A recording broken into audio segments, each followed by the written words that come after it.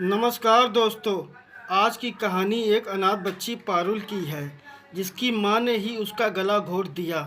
पैदा होते ही उसकी असली मां ने पारुल को किन्हीं सामाजिक वजह से अनाथ बच्चों के आश्रम के बाहर रख दिया। आश्रम के संचालक को जब वह बच्ची मिली तब वह मात्र 1 दिन की थी। अनाथ बच्चों को आश्रम में कुछ पति पत्नी जिनके बच्चे नहीं होते थे, वह कपल आश्रम में अपनी खुशियां ढूंढने आया करते थे और बच्चों को कागजी कार्रवाई करके गोद लिया करते थे। ऐसे ही एक पति पत्नी श्याम और विनीता भी आए थे, जिनकी शादी को 12 साल बीत चुके थे और बच्चे होने की मेडिकल साइंस के सारे दरवाजे बंद हो गए थे। श्याम और विनीता ने सारी उम्मीदें खो दी थी। तभी उनको बच्चे गोद लेने का सुझाव उनके किसी मित्र ने दिया था।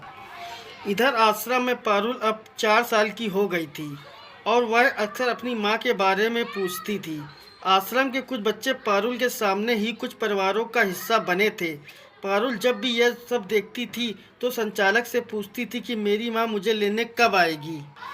आखिर वो दिन आ गया जब श्याम और वनीता ने पारुल को अपनी बेटी बनाने का फैसला लिया। इस बात से पारुल बहुत खुश थी। अब उसे प्यार करने वाले मम्मी पापा मिल गए थे। आश्रम से अपने नए घर जाते समय पारुल बहुत रोई थी और संचालक से बीच बीच में आश्रम आने की बात कह रही थी। श्याम और विनीता ने अपनी सारी ममता पारुल पर लुटा दी थी। कुछ दिनों में विनीता का लगाव पारुल से बहुत ज़्यादा हो गया था। पारुल को जिस चीज़ की ज़रूरत होती थी, श्याम और विनीता पल भर में उसे पूरा कर देते थे। पारुल के आने से उनका परिवार पूरा हो गया था। इस 12 सालों में श्याम और विनीता की ज़िंदगी में इतनी बड़ी खुशी कभी नहीं आई थी।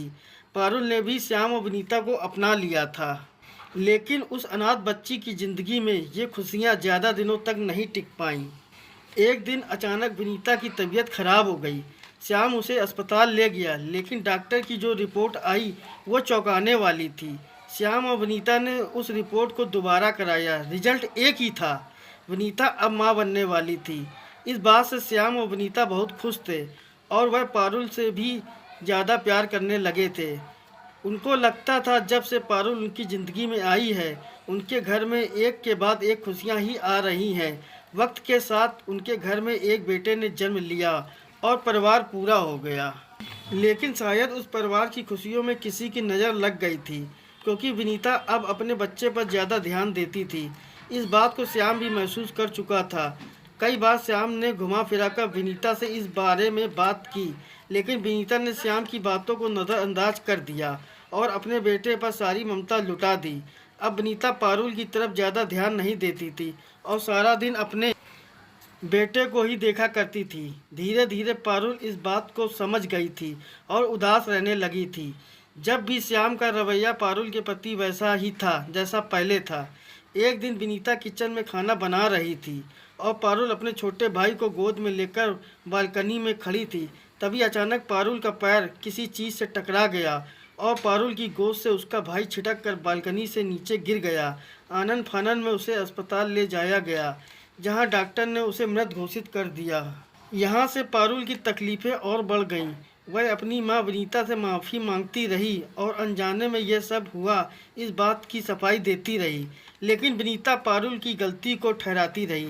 एक दिन श्याम घर पर नहीं था, तभी विनीता ने गुस्से में आकर पारुल का गला दबा दिया। पारुल झटपटाती रही, लेकिन विनीता को उस मासूम पर तरस नहीं आया। वह अपने बच्चे की मौत का बदला उस मासूम से ले रही थी। आई खुशियाँ एक बार फिर चली गईं। विनीता को सजा हो गई। पूरा परिवार एक बार फिर बिखर गया। कहानी जितने दिलों तक पहुंचनी थी पहुंच गई। मेरी अगली कहानी आने वाली है। कृपया चैनल को सब्सक्राइब करें, लाइक करें, शेयर करें, कमेंट करें।